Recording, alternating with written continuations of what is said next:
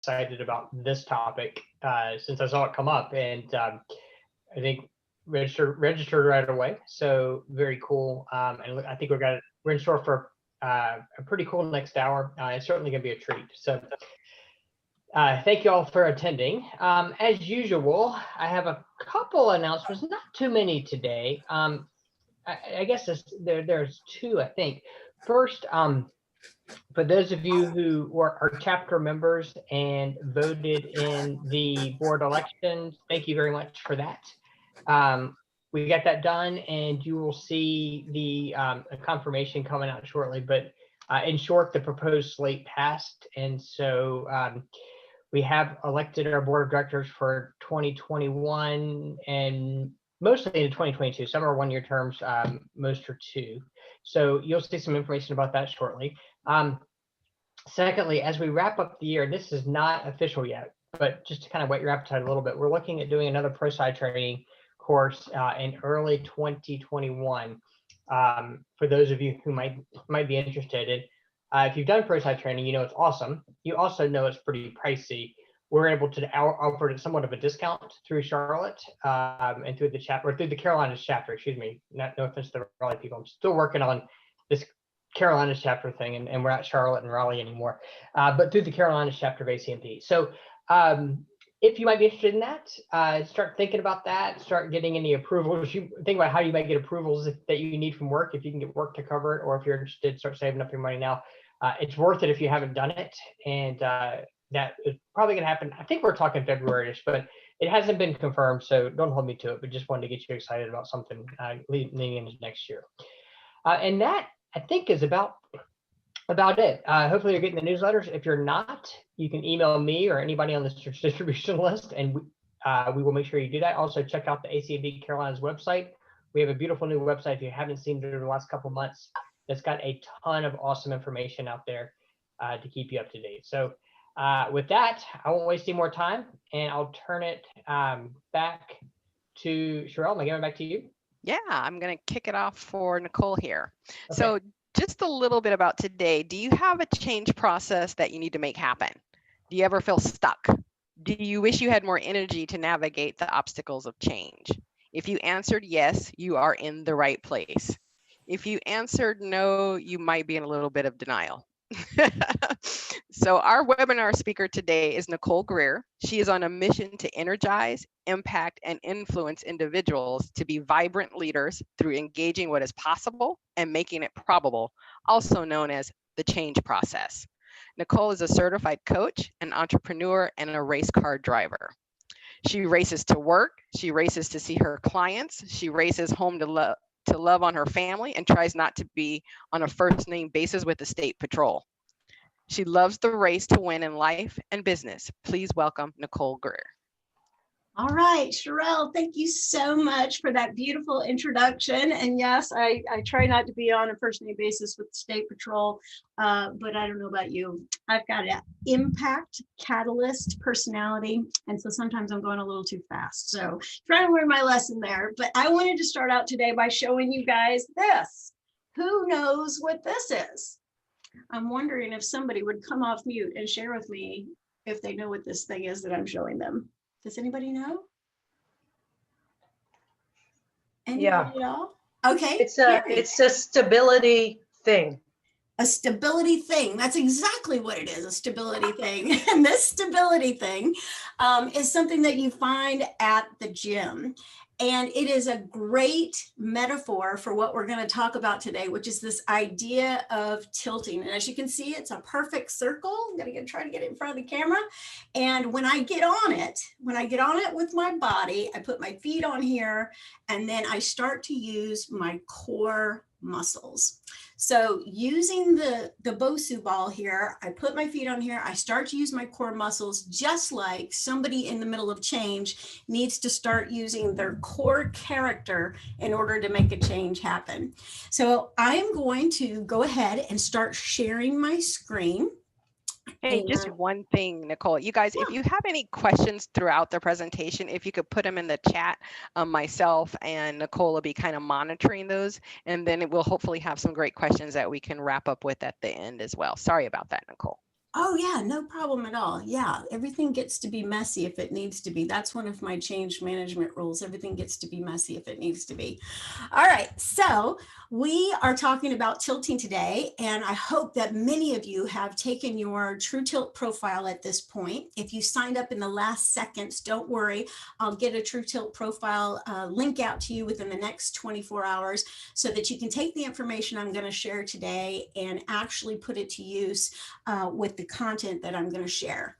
So I'm a coach and a consultant, and one of the things that I think is so imperative to the change process is that individuals need to try to figure out, what is it like to experience you, right? Because we all know that no change is going to happen inside of an organization unless we have each individual inside the organization decide that they personally want to change. So everybody inside the organization has to do this thing, which I call self-assessment, which is turning the mirror inward and trying to figure out, what is it like to experience me? Now, this question is very, very powerful. And I will tell you that when I ask this question, like in a coaching session, people are like, oh, I've never really thought about that. And I'm like, well, you need to, because what we need from you as a person who has character. So we're going to talk about what it is like to experience you today. All right. So here is the first little model I want to show you. And this is a coaching framework. And this coaching framework is called the light. Now, see, inside each person on this phone call, inside of us, we have like this little light that we need to let shine. It's the energy we put out into the culture, into the organization, that allows us to either be a positive influence or a negative influence. So I know you've seen this before as change professionals, but you'll go to a meeting and you're not sure everybody who's going to be involved in the meeting. But when you get into the meeting, one person walks in the door and you're like, oh, this person is in the meeting? Oh my gosh, I'm so excited. This person is in the meeting, because my experience of them is that they are positive, prepared, energetic, curious, they self-manage. They're amazing people. They have resilience, wisdom, courage, and they care about humanity. Like, we love this person to be in the meeting. But then the next person comes in the meeting, and when that person walks in the door, there's a little sinking feeling right here in your heart area. You're like, oh, that person's in the meeting. And you think to yourself, oh, aren't you a little ray of darkness coming into the meeting, right? And it's because the quality of that person's character, you just already know the experience of them, that it's going to be difficult. You're going to have to try very hard to convince them. They don't have this amazing ability to be resilient, courageous, wise, and care about other people. So it's going to be a real struggle. So when we think about all the things that make somebody positively influence a change process, we look at like what's going on inside of their light, right? So at the heart of every human being, we know that there's this thing called human traits. So just like I have little fingerprints on every single finger here, I also have an inborn personality that shows up. Now, my guess is that a lot of you have already done personality work before, because this is an advanced group. I know who I'm dealing with. So you've done that work before, but my experience of doing personality work is that we get put in one of 4 quadrants, but we're not challenged to learn how to adapt our personality to get along with people so we can get change done. And that is called human traits. Also, out of our human traits, we start to develop belief systems about how the world works. And we begin to, out of that, create thinking patterns that can either hold us back or make us be a really positive influence over the change process. Now, 2 things affect whether or not somebody can really let their light shine, and that is culture and feelings. And when those 2 things come in, they're going to either positively influence that person or negatively influence that person. Now, when I'm going through a change process, different things are going to come at me, and I'm either going to, be intensely positive about it or intensely negative about it or somewhere in the middle, moderate. But the feeling scale is affected by the other people inside this change process. The truth about the matter is, of a change process inside of an organization is, if you took all the people out of the equation, nothing would get done. It all gets done through humans. So my influence, my light that I allow to let shine, if I am intensely positive and I am being a contributor and I'm showing up with a great deal of character, I'm going to help move the change forward. If I am the opposite, I'm a little ray of darkness, then I'm going to have a negative effect and keep us all in place. And essentially, when we're going through a change, we're going through a learning curve. And I love this diagram of a learning curve. It's a little coaching framework that I offer to you. Every time we go through a change, there's an opportunity for learning. And people are going to have to go against the grain or gag, G-A-G, gag on this change process. The more people that surround somebody going against the grain, the quicker the person is going to move into high performance. But this is an inevitable process of change, right? So if you ask me to do something one way, and then the very next day you ask me to do it a different way, I'm going to have to go against the grain. If I don't have people of positive character around me, I'm going to stay in the going against the grain mode a very long time. However, if I'm, met with really great positive people, I come to a point where I can bounce out and I can have high performance. And if I do not go through this change, I won't have this, area where I'm operating at that higher level. All right, I'm going to admit somebody to the room. There they are. Did y'all hear the ding? Okay, so that is the learning curve. So that's what we're asking people to do. Now, I don't know if you've ever heard of Peter Drucker before, but Peter Drucker wrote like 56 books, and he was like one of the first people to ever write about modern management. He has passed on, and out in California, he has a place called the Drucker Institute that is named after him in honor of him. But the thing I love about Peter is he has some great quotes. And this is the one thing that I think is so important for us to understand as we're moving through organization change, is that any organization develops people. It's either forming and shaping them positively or it deforms them. Okay. So I just want you to think about maybe a time in your life when you worked inside of a team or a climate or a culture where the people around you deformed you, and like that, this is a really big concept, because think about it. If I'm surrounded by intensely negative people, intensely lacking character people, yes, then I'm going to adapt to that surrounding if I'm not careful, right? So an organization, the climate, the culture, it will affect my performance. So the quality of character of the people on the team and in the organization is essential. So here's what I want you to do. I want you to think of a person in your lifetime that influenced you in a very, very positive way. So look back over the trajectory of your life, and I want you to think about somebody you worked with who believed in you when you needed it, somebody who just looked at you and, even if you were failing, they insisted that you could do better. They insisted you had potential, and whose presence in your life made a huge difference. Okay. All right. So here's what I want you to do. At the bottom of the screen, there are some reaction buttons. So I want you to find those. And if you've thought of somebody, will you give me a thumbs up? If you've thought of somebody, will you give me a thumbs up? I'm going to look for some thumbs up here. All right, Cassandra's got a thumbs up. Thank you, Cassandra. Heather, thank you for playing my party games. Carrie, thank you. All right, Sherelle, thank you. All right, so I want you to slow down and think about, because this person was around you, who were you able to become? Like, you didn't even see your own potential. And think about the traits they exhibited as a person. Why did they bring out the best in you? So I'm going to ask somebody to unmute themselves, please. And would you tell us the name of your person, who they were, how they influenced you, and perhaps some of the character traits that they had that influenced you? Who would do that for me? I'd be so grateful. You can just come off mute and start talking.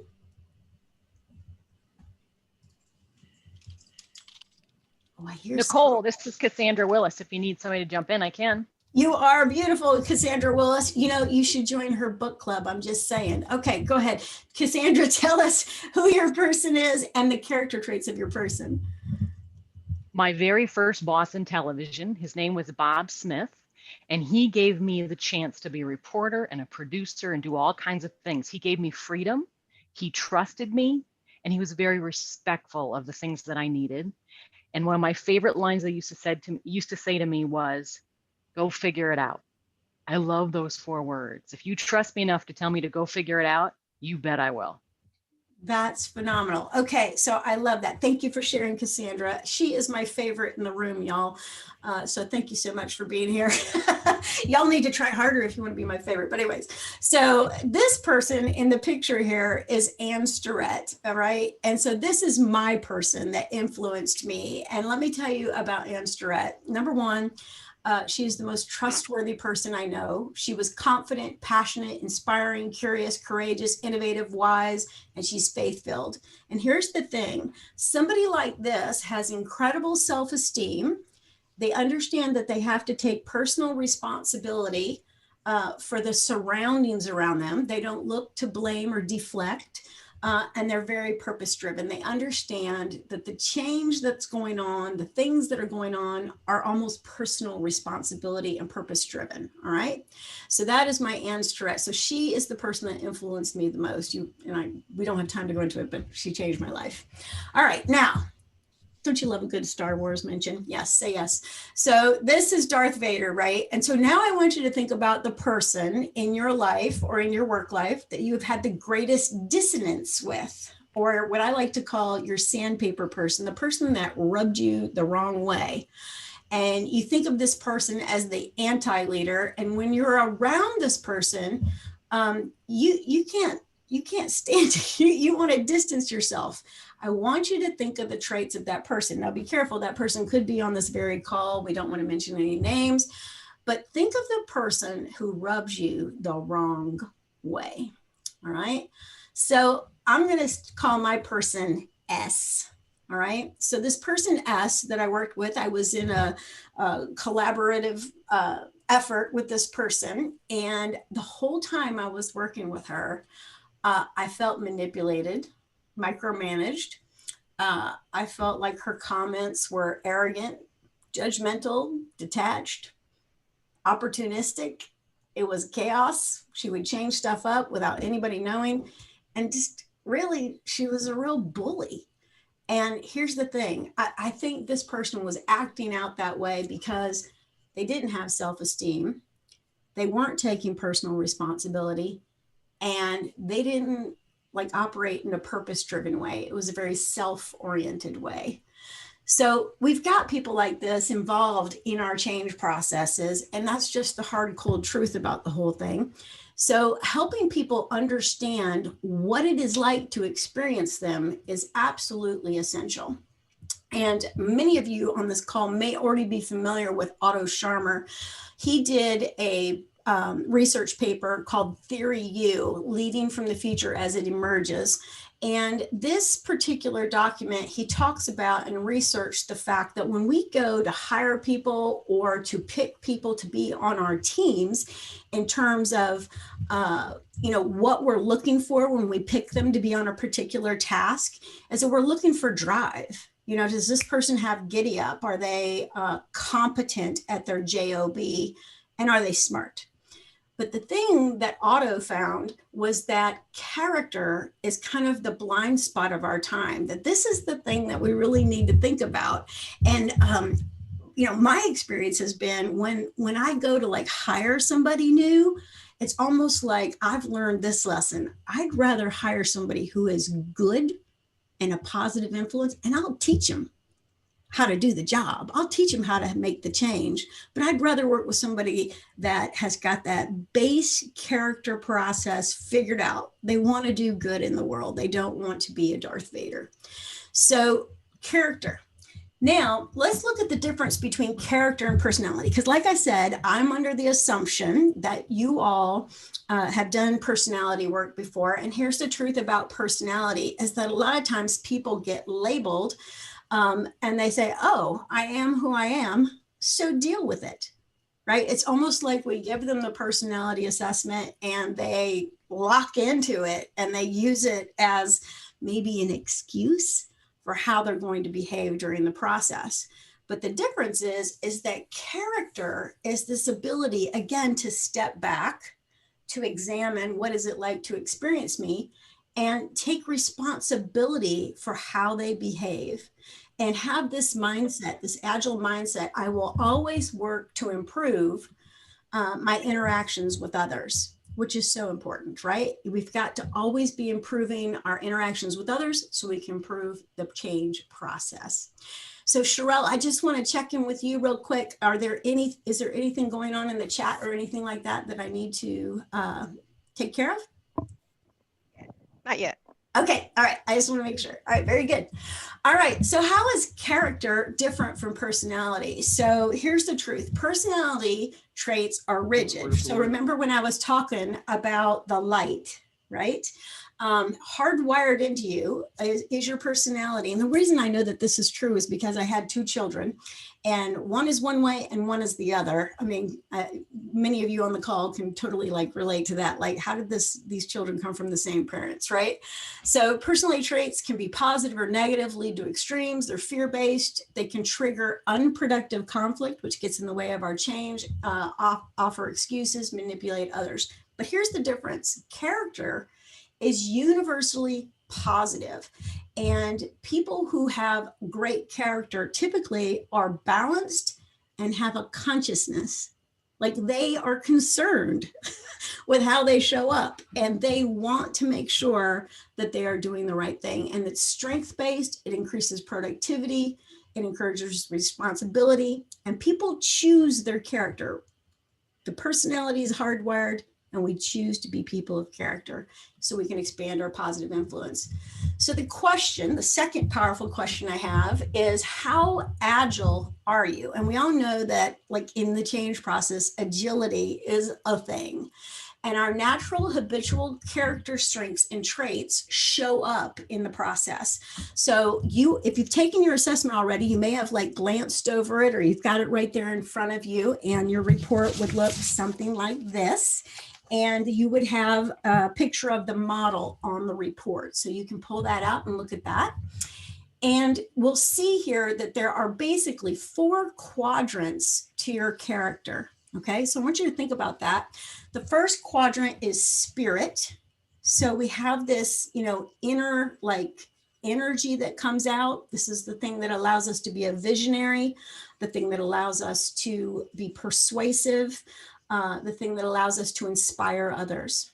And then we have gut, right? And gut is this thing that allows us to be courageous, bold, pioneering. And then we have our head we can work with, which helps us to be wise, get proper perspective.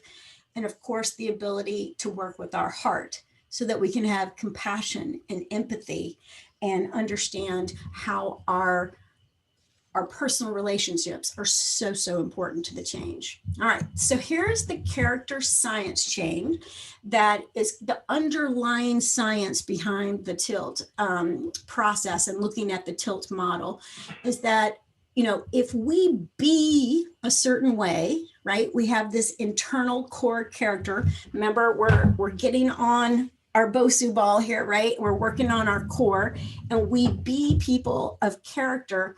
Then typically what comes out of that is this amazing doing, right? And when I am exercising my character strengths, I'm typically doing things that are highly productive and producing synergy, collaboration, cooperation, and we get exponential productivity out of our teams.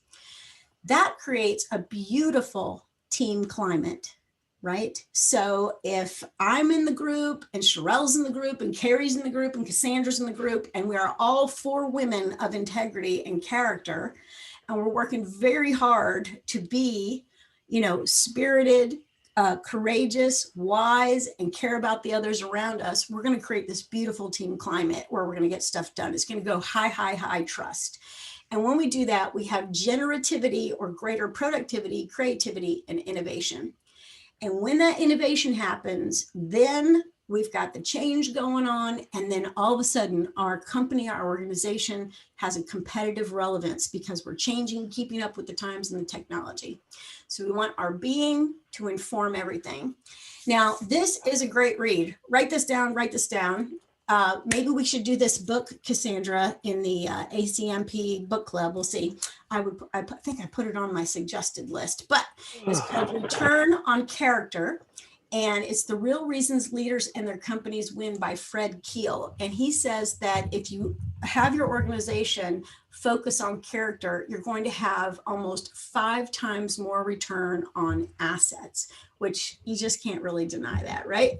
So the power of character is absolutely huge. It helps us be internally agile. Let me say that again. It helps us be internally agile. Then we can be a positive influence out here, and then our teams can have agility. All right. So the final forming of a person's character lies in their own hands. So again, this is a situation where we want to stand in choice. So let's take a look at your particular tilt. All right. So there are 2 thinking styles. The first style is a resilient style where you think with your spirit. Okay, so this is somebody who hopes and wishes and dreams and visions, right? They're very idea driven. And then we have the other thinking style, and that thinking style is with our head or with wisdom, and it is very data driven. So this is the person who wants to go in and focus on some details, gets perspective, and is an architect and very diligent. So those are the 2 thinking styles, and you should be one or the other. Now, many people will look at this and go, I do both. I know you do because you're already tilting. Now, if you take the True Tilt profile, it will tell you what your preference is, right? So in my case, my preference is resilience. Now, we also have 2 feeling styles. And these feeling styles, we also have a preference. We either feel with our gut, like with our belly, with our soul, or we feel with our heart. Okay. Now, in my case, I feel with my gut. I'm a courageous gal. I'm all about ideas, resilience, and results, courage, right?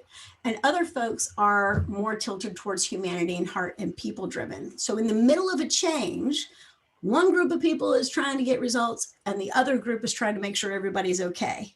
But what do we need? We need both feeling styles and both thinking styles. That's exactly what we need.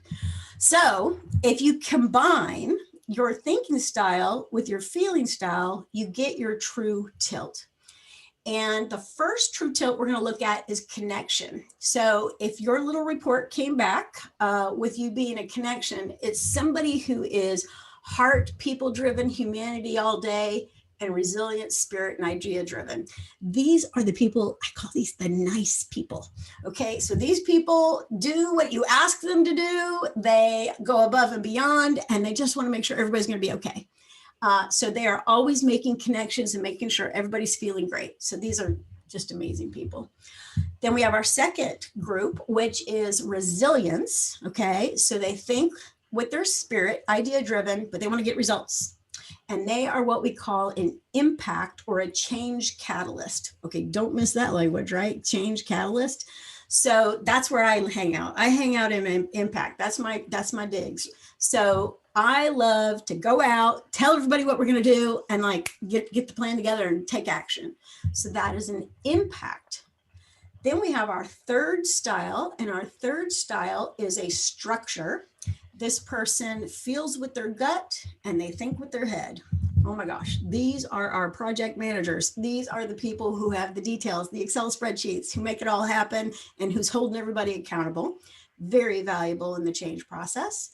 And then finally, we have a fourth type, and that is our clarity folks. And these folks are the folks that are sitting there quietly in the meeting, looking at everybody's faces, reading what's going on, but still looking at the facts.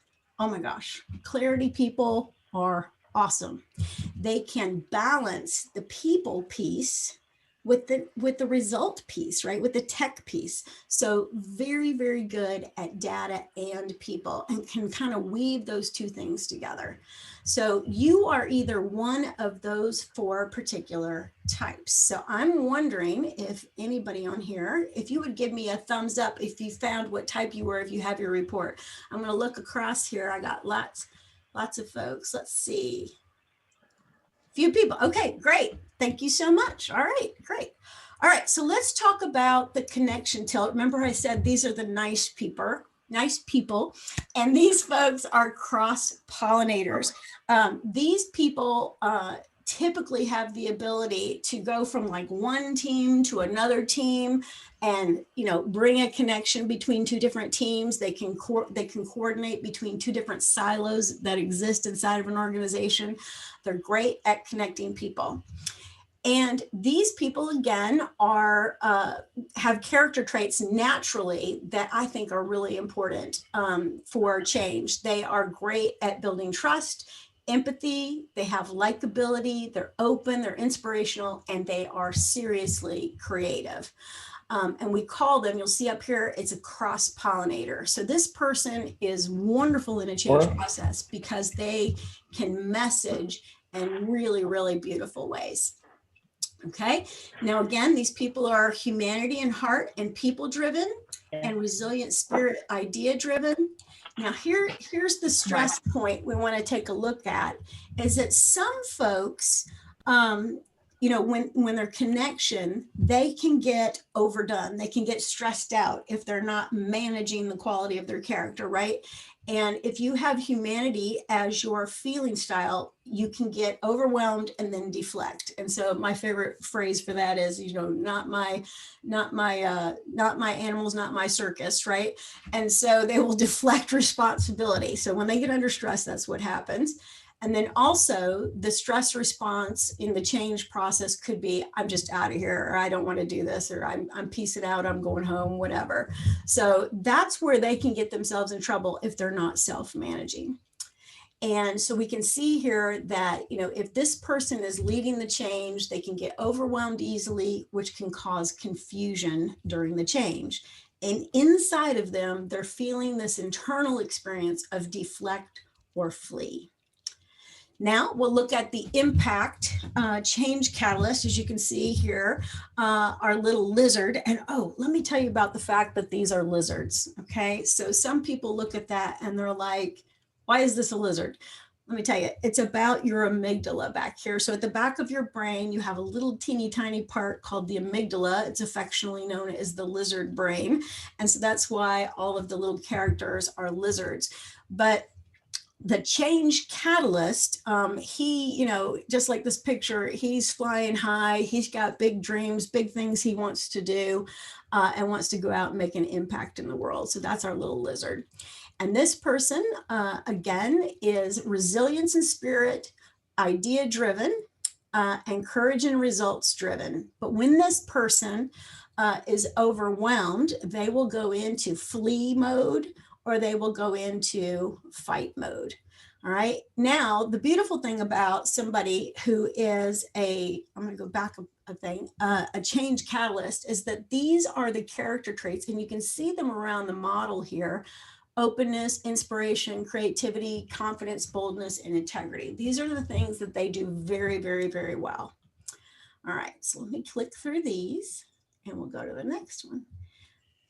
The next one is structure. All right. So here's our structure tilt, and the structure tilt is a mastermind. These are the folks I was saying that have the Excel spreadsheets. They're all about the strategic plan. They are the project managers inside of the change process, and they are, you know, solid, and they get stuff done. These folks have character trait of diligence, focus, perspective, integrity, boldness, and confidence.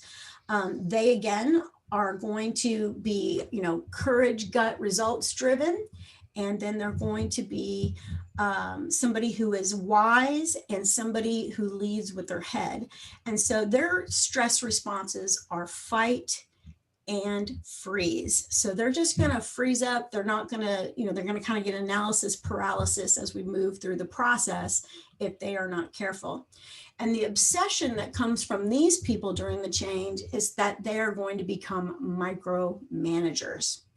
And then finally, we have the clarity tilt, which is the quiet genius. So take a look at our little lizard here. Our lizard here, he collects things. He's got perspective things going on. He's got his computer. He's got his book. He's looking out the window. He's looking to the stars. He is constantly looking around to see what is going on. So he is constantly searching for information and getting that kind of information nailed down. All right, we're going to invite Cameron to join the meeting. Just clicked them in. All right, so this person has these 6 character traits typically in spades: perspective, focus, diligence, trust, empathy, and likability. Again, they're going to think with their head and they're going to feel with their heart. Again, very good at getting kind of like the feel of what's going on inside the organization. But if they are not managing what it is like to experience them, they will go to the place of deflect and freeze, and that will be their stress response. And then we get analysis paralysis. So those are the 4 different tilts. Now, here's the deal. You are not a type, and a lot of us have been trained for a very long time that we have a typology, or there's a way we are, and we're kind of stuck with that. And the reality of it is that we are not a type that we can actually tilt where we need to go. So think about human beings, they're complex, they're capable, and they're agile, but they have to choose it, like with their brain, right? We have to choose to be men and women of integrity. It's so important. And I think a lot of folks in the middle of the change, they stop worrying about what it's like to experience them and only worry about their experience of the change. And so we want to kind of flip that on its head. So I want you to look at the model, and I want you to think about the fact that I shared with you that I'm an impact person, right? So I love to hang up in the upper right-hand side of the model. So I'm open, inspiration, creativity, I'm confident, I'm bold. This is all great. However, if I just stay on that side of the model, and I don't exercise likability, empathy, trust, perspective, focus, and diligence, what will happen to me? What will be the experience of me? So I can give you an example. So, in my youth, a long time ago, in my youth, I would get told, this is where we're going, this is what we need to do. And I wanted to win. And sometimes I wanted to win at all costs. And I would look behind me and I'd be dragging my team behind me, with skinned knees and everything, because I didn't slow down to make sure I had built the proper trust. I had empathy for what they had to go through to get the results that we needed. And oftentimes I only had my own perspective because I didn't slow down to get clarity on what everybody else was thinking. Now, hopefully I'm not alone. I've come a long way, but that is a totally good example of what I see out in the work world still today, that there's a lot of folks out there trying to make a dent in the universe, being an impact, but they haven't slowed down enough to get clarity about what's going on with the people and what's going on with the process. Do we have the details, the perspective, and the focus that we need to move ahead? So each tilt pattern is highly valuable in certain contexts, right? And so, here's the thing I want to make clear is that, we need to learn to tilt to all 4 quadrants, all 4 corners of the model, so that we can bring value no matter what is going on. So there's this whole movement out there of strengths finders, and I love strengths finders. I've taken my strengths finder. I bet you have, many of you on this call have taken the strengths finder, and I love it. But one of the messages that I think can be a little bit dangerous is that, just work on your strengths. Now, I agree with that. You do need to make your strengths stronger, and you need to operate in what I would call your unique ability, but it doesn't give you permission to not be in the wisdom quadrant, or to not be in the courage quadrant, or to not be in the resilience quadrant, or care about humanity. So we really have to work on the quality of our character all the way around the tilt model, so that, when we're using our strengths, they come through correctly, and that we're able to, build a little muscle in the areas where we might be naturally not inclined to have those character traits. So hey, Nicole, there's a question in about how do we leverage strength finders and this together? How is there a way to interweave the two? Oh, that is a fantastic question. Okay, so really what I would do. Oh. No. I'm unmuted, right? No, you were muted. I don't know what happened, but you were going in and out. All right, here I am. Okay, so here's how I would do it, as I would totally look at your top strengths, right? So I can tell you, one of mine is woo, winning others over. Okay, so maybe somebody on this call has woo as one of their particular strengths. And so you can totally see where that would be an impact person. Okay, now here's the thing. I could oversell something. I could put my opinion on top of other people without stopping to understand what other people feel. I could just keep talking and not ask the questions. And see, I need to move, if you look at the screen right now, from being the impact guy down here to the guy who's like thinking about what it is he's trying to get done. All right.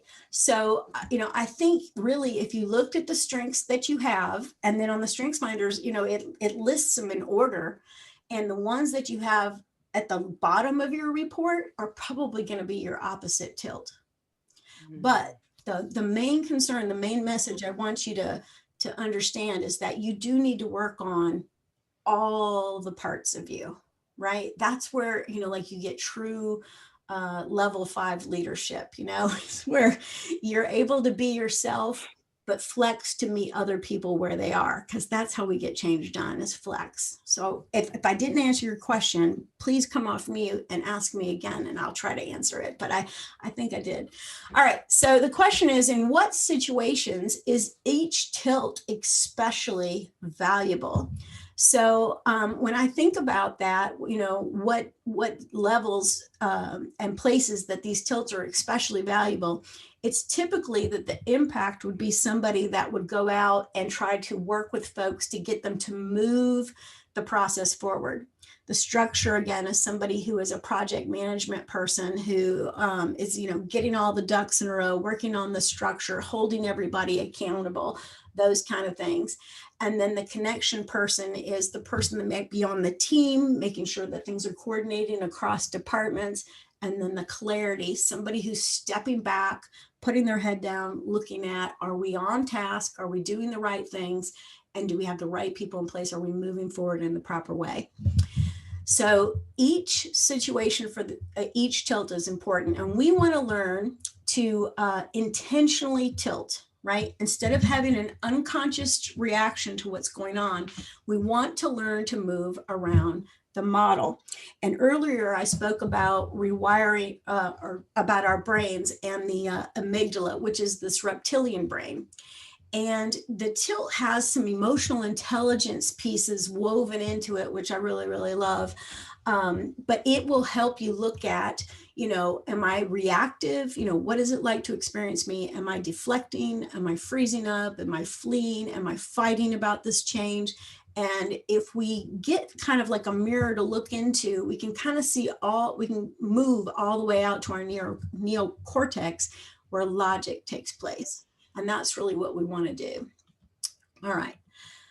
So character is definitely a choice. And what happens is, as we, get stimulated by something that's going on in the process, and if we're not careful to stop and look at, is this something that's dangerous? No, we continue with our work, or yes, we react.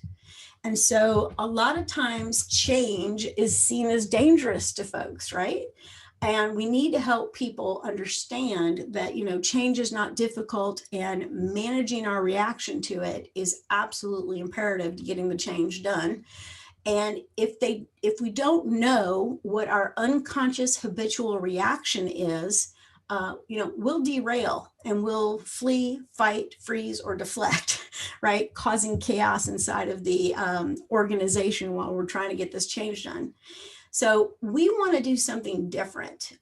We don't want to disperse our energy, in a negative way, having a negative influence over everything. What we really want to do is we want to move into a place where we are having a positive influence.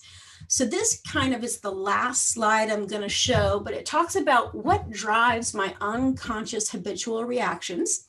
And if you think about the tilt model, and again, the model is in your report, you can see that it lays right over the top of this. And, it's like, you think to yourself when you're working through a change process, why can't we just all get this done? You have a little upset feeling about why can't everybody just get along? The reality is depending on what their tilt is, there might be like an unconscious drive towards one of these four things, right? So in the change process, if somebody is a change catalyst, which is up here on the far right corner, and they're not part of a positive change, it could be they don't feel like they're getting enough attention, recognition, or have enough power. Somebody down here in the right-hand corner who is a structure might feel like I don't have enough power, or I don't feel safe. If somebody's down here in the left corner, it would be somebody who is a clarity, who's not feeling the proper approval or acceptance or security. In the upper left-hand corner, they're not getting the attention or the approval that they need. So there are four major motivators that really help somebody either move through the process or makes us stand still. So that lays over the top of the tilt model. So these are kind of the motivators, like, how can I motivate people to change? It's all right here. Okay, so that is an overview of the model. And so what I'm going to do is I'm going to stop sharing my screen, and I'm going to see if there are any questions. I got 13 in my chat box. Sherelle, is there something I should be looking at in there? No, a lot of it was letting people know what their tilt was and what their strength finders were and connecting offline. But we did bring up the one question about how to merge the two. Okay. But if we want to open it up for questions now, if anybody has any questions or statements they'd like to make. Yeah, I would love to hear from you.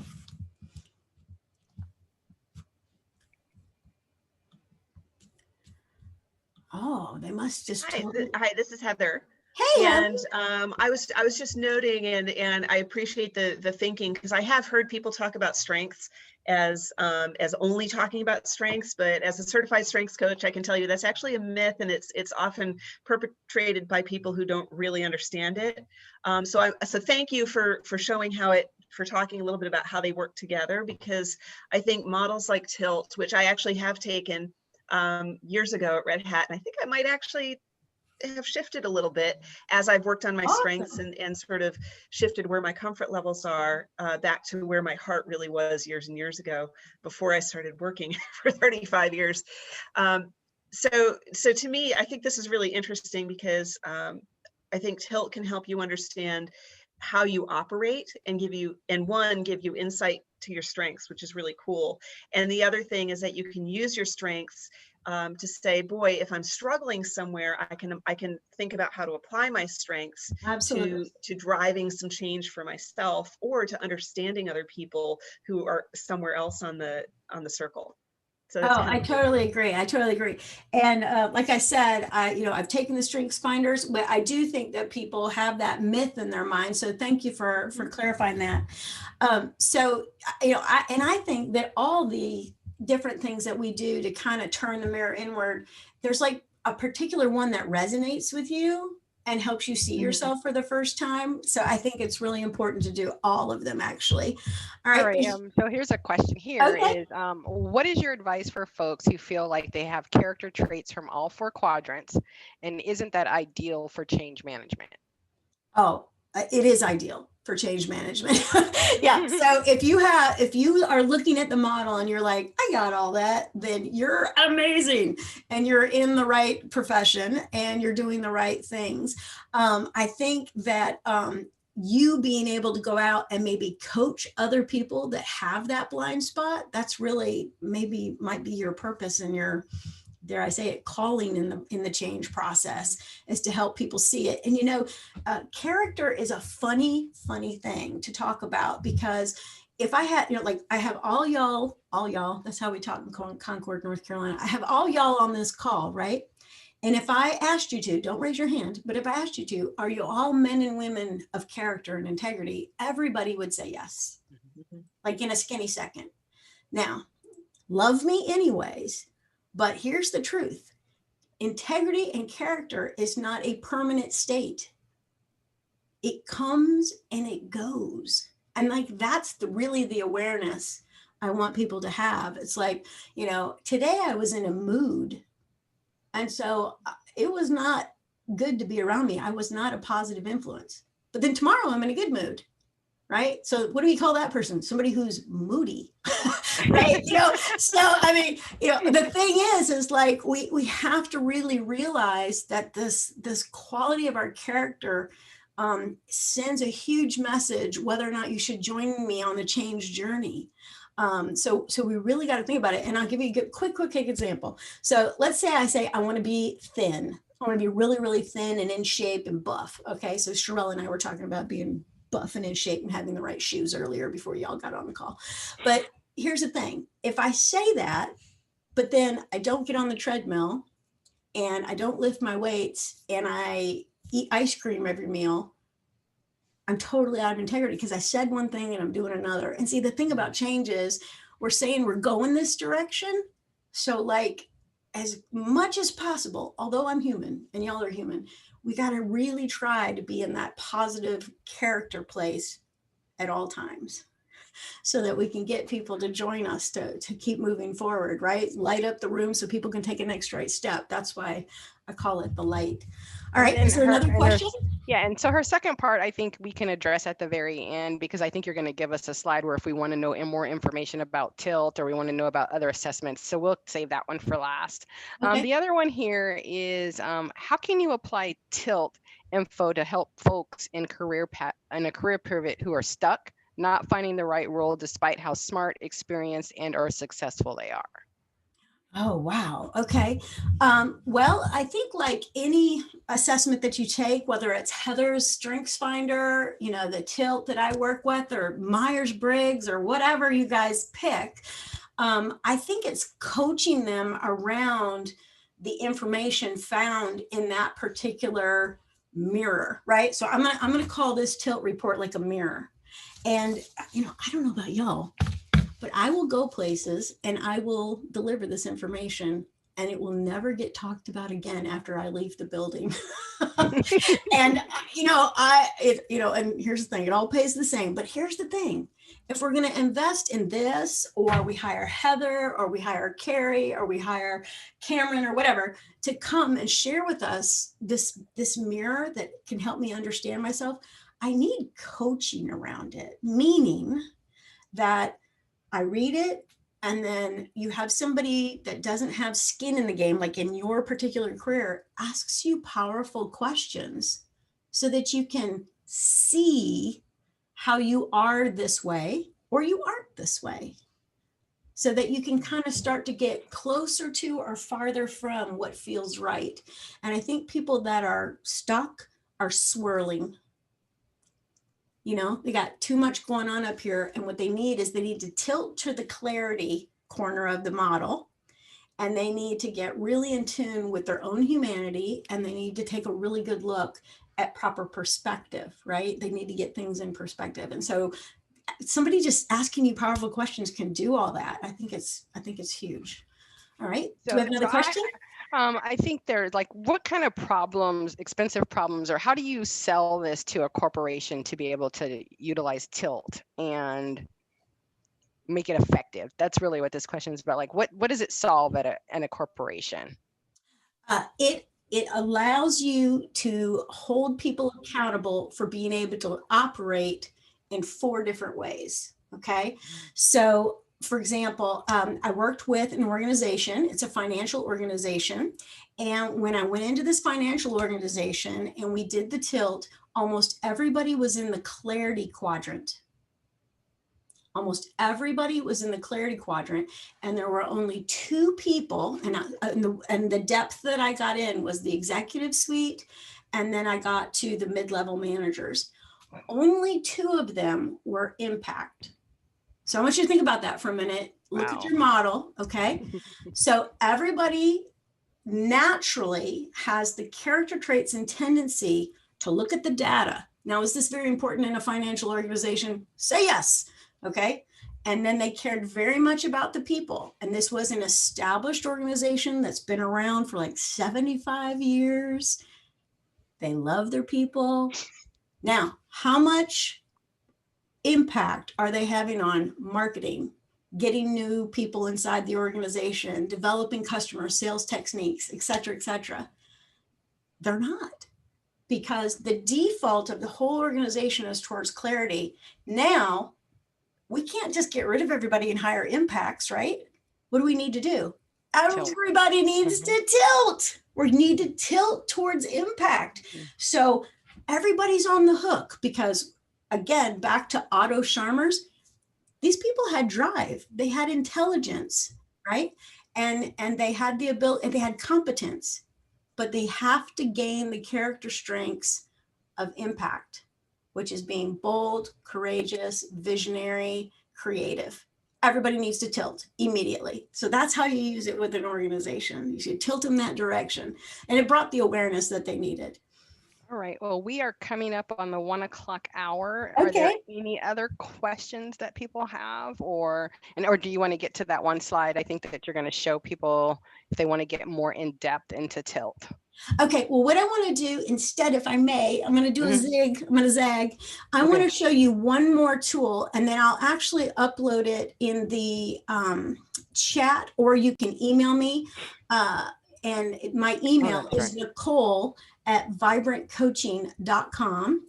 But this little tool, I just want to show you real quick. This is the coaching tool that I think would help you see how you could use this inside of an organization to help people change. So for example, in the middle are all the commendable traits that fall under the core leadership strengths that we looked at on the model. And if you're working with somebody and you think to yourself, you know, this feels icky. It's a highly technical word in coaching, icky. This feels icky working with this person. What is going on with them? You can use this tilt factor sheet, which is my favorite coaching tool on all the planet, to look at what is it that you're feeling, right? So I'm working with this person, they don't get their work done, they're unreliable, right? Or they just do everything I say and never push back, they're compliant. You know, I want you in the sweet spot here. And so this particular document is based on Aristotle's golden mean, meaning that in character, there's this sweet spot. I either have the character trait is underdeveloped in me or it is overdeveloped in me. And what we want to do as leaders and change agents, change managers, is we want to help people be in Aristotle's golden mean. So if you want this particular tilt factor sheet, I find it to be so helpful in coaching. All right. So if you want to know more, you can just reach out to Nicole, Nicole, at vibrantcoaching.com, or go to my website, vibrantcoaching.com, and pick up the phone and call me, 704-502-4953. Call me. And I put her email address in the chat, so if anybody wants it, it's right there.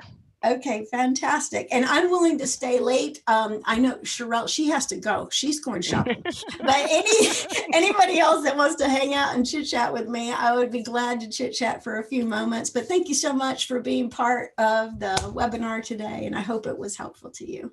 Yeah, thanks, you guys. Thanks, Nicole. Thank you. Great to see you.